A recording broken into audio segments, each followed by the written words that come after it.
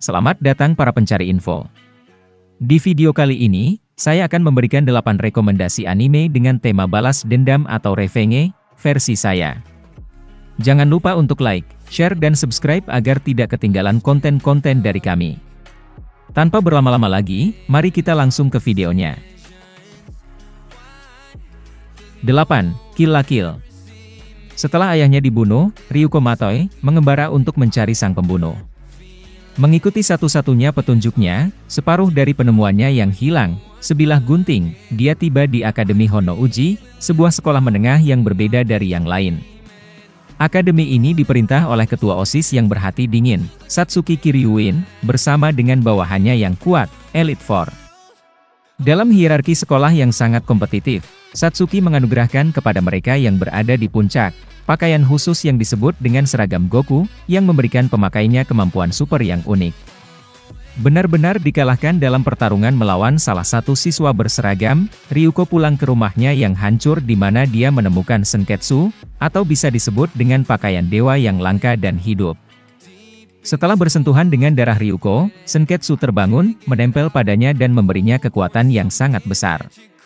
Sekarang, dipersenjatai dengan Senketsu dan pisau gunting, Ryuko berambisi melawan Elite Four, berharap bisa menghubungi Satsuki dan mengungkap pelaku di balik pembunuhan ayahnya. Anime ini bergenre action, komedi dan ecchi, dengan tema balas dendam, parodi, distopian dan superpower. Anime ini sudah bisa kalian tonton di Crunchyroll, Funimation, Hulu dan Netflix. 7. Dororo.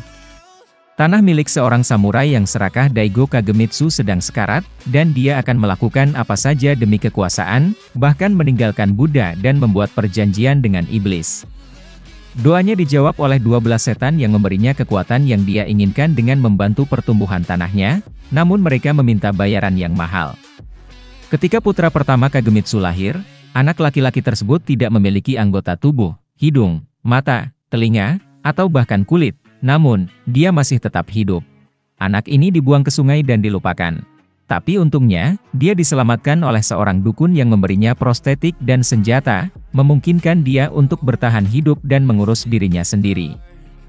Anak laki-laki itu hidup dan tumbuh, dan meskipun dia tidak dapat melihat, mendengar, atau merasakan apapun, dia harus mengalahkan iblis yang menjadikannya sebagai korban.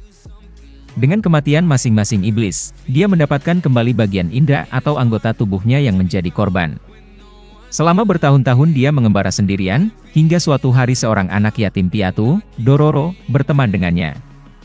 Sepasang orang yang terbuang kini berjuang demi kelangsungan hidup dan kemanusiaan mereka di dunia yang dipenuhi iblis dan yang kenal ampun. Anime ini bergenre action, adventure, drama dan supernatural, dengan tema demons, balas dendam, samurai, yokai, war dan historical. Anime ini sudah bisa kalian tonton di Amazon dan Hidive. 6. Yukoku no Moriarty. Pada akhir abad ke-19, Inggris Raya telah menjadi kerajaan terbesar yang pernah dikenal di dunia. Tetapi di balik keberhasilan itu, hierarki ekonomi negara yang keras menentukan nilai hidup seseorang hanya berdasarkan status dan kekayaan. Tidak mengherankan, sistem ini berpihak pada aristokrasi yang berada di puncak dan membuat golongan bawah tidak mungkin menaikkan statusnya. William James Moriarty, putra kedua dari keluarga Moriarty, hidup sebagai bangsawan biasa sekaligus menjadi konsultan bagi rakyat jelata untuk membantu dan memecahkan masalah mereka. Namun, jauh di lubuk hatinya terdapat keinginan untuk menghancurkan struktur yang mendominasi masyarakat Inggris, dan mereka yang mendapat keuntungan dari sistem itu. Bersama saudara laki-lakinya, Albert dan Louis, William akan melakukan apapun untuk mengubah dunia kotor tempat ia tinggal, bahkan jika harus menumpahkan darah sekalipun. Anime ini bergenre misteri dan psikologikal, dengan tema antihero, crime, detektif, balas dendam dan historical. Anime ini sudah bisa kalian tonton di Bilibili TV, Crunchyroll, Funimation, Netflix dan YouTube.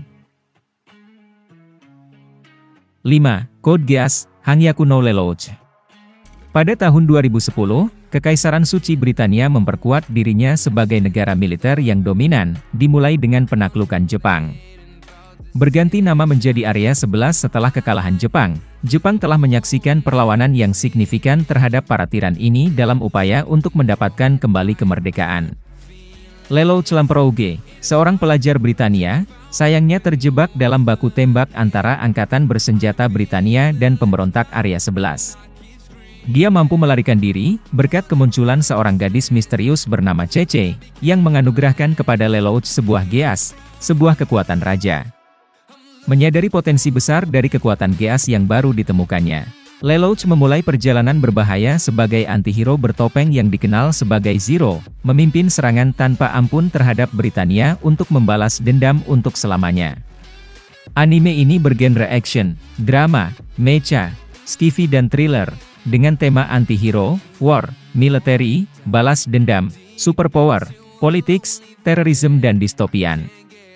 Anime ini sudah bisa kalian tonton di Crunchyroll, Funimation, Hulu, Netflix dan YouTube. 4. Oshinoko. Dalam dunia hiburan, seorang selebritis seringkali menunjukkan versi diri mereka yang berlebihan kepada publik, menyembunyikan pemikiran dan perjuangan mereka yang sebenarnya di balik kebohongan yang rumit. Para penggemar mempercayai kebohongan ini, menghujani idola mereka dengan cinta dan dukungan abadi, hingga sesuatu mematahkan ilusi tersebut. Bintang baru berusia 16 tahun, Ai Hoshino, dari grup idola pop Beikomachi telah memikat dunia, namun, ketika dia mengumumkan hiatus karena masalah kesehatan, berita tersebut membuat banyak orang khawatir. Sebagai penggemar berat Ai, ginekolog Goro Amemiya, menyemangati Ai dari praktik medis pedesaannya, berharap dia bisa bertemu langsung dengannya suatu hari nanti. Keinginannya menjadi kenyataan ketika Ai muncul di rumah sakitnya, tetapi ia tidak sakit, tetapi hamil anak kembar. Sementara dokter berjanji pada Ai untuk melahirkan anak-anaknya dengan selamat. Dia bertanya-tanya apakah pertemuan dengan sang idola akan selamanya mengubah sifat hubungannya dengan Ai. Anime ini bergenre drama, misteri, psikologikal dan supernatural, dengan tema acting, idol, seinen, balas dendam dan reinkarnasi. Anime ini sudah bisa kalian tonton di Bilibili TV, HIDIVE, YouTube dan iQIYI. 3. Shingeki no Kyojin, The Final Season. Gabi Brown dan Falco Grice telah melatih seluruh hidup mereka untuk mewarisi salah satu dari 7 titan di bawah kendali Marley dan membantu negara mereka dalam membasmi para Eldian di Paradis. Namun, ketika kedua anak itu tampak baik-baik saja, kedamaian mereka tiba-tiba terguncang oleh kedatangan Eren Yeager dan anggota Survey Corps yang tersisa. Setelah akhirnya mencapai ruang bawah tanah keluarga Yeager dan mengetahui tentang sejarah kelam seputar para Titan, Survey Corps akhirnya menemukan jawaban yang dengan susah payah mereka perjuangkan untuk mengungkapnya. Dengan kebenaran yang kini ada di tangan mereka, kelompok tersebut berangkat menuju dunia di luar tembok. Dalam Shingeki no Kyojin, The Final Season, dua dunia yang sangat berbeda bertabrakan saat masing-masing pihak mengejar idealis mereka sendiri dalam penyelesaian perjuangan Paradis demi kebebasan yang telah lama ditunggu-tunggu. Anime ini bergenre action, drama, fantasi dan misteri, dengan tema military, kaiju, anti-hero, balas dendam, politics, distopian, survival, superpower dan terorisme. Anime ini sudah bisa kalian tonton di Adult Swim, Crunchyroll, Funimation, Hulu, Netflix dan iQIYI. 2. Vinland Saga. Thorfinn yang masih muda tumbuh dengan mendengarkan kisah-kisah para pelaut tua, yang mengarungi lautan dan mencapai tempat legenda, Vinland. Dikatakan bahwa tempat ini hangat dan subur, tempat di mana tidak perlu ada pertempuran sama sekali, tidak seperti desa beku di Islandia tempat dia dilahirkan, dan tentu saja tidak seperti kehidupannya saat ini yang sebagai seorang tentara bayaran. Perang adalah rumahnya sekarang. Meskipun ayah Thorfinn pernah mengatakan kepadanya, kalau kamu tidak punya musuh, dan tidak ada orang lain juga yang mempunyai musuh dan tidak ada orang yang boleh disakiti. Seiring pertumbuhannya, Thorfinn tahu bahwa tidak ada yang jauh dari kebenaran. Perang antara Inggris dan Denmark semakin memburuk setiap tahunnya. Kematian telah menjadi hal biasa, dan tentara bayaran Viking sangat menyukai setiap momen ini. Bersekutu dengan kedua belah pihak akan menyebabkan perubahan besar dalam keseimbangan kekuatan, dan bangsa Viking dengan senang hati membuat nama mereka terkenal dan mengambil rampasan apapun yang mereka peroleh selama perjalanan. Di tengah kekacauan tersebut, Thorfinn harus membalas dendam dan membunuh Askeladd, orang yang membunuh ayahnya.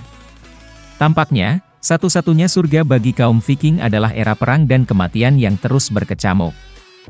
Anime ini bergenre action, adventure dan drama, dengan tema Vikings, balas dendam, historical, war, seinen, military, politics, antihero dan gore.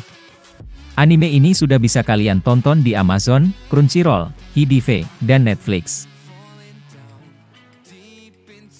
1. Monster.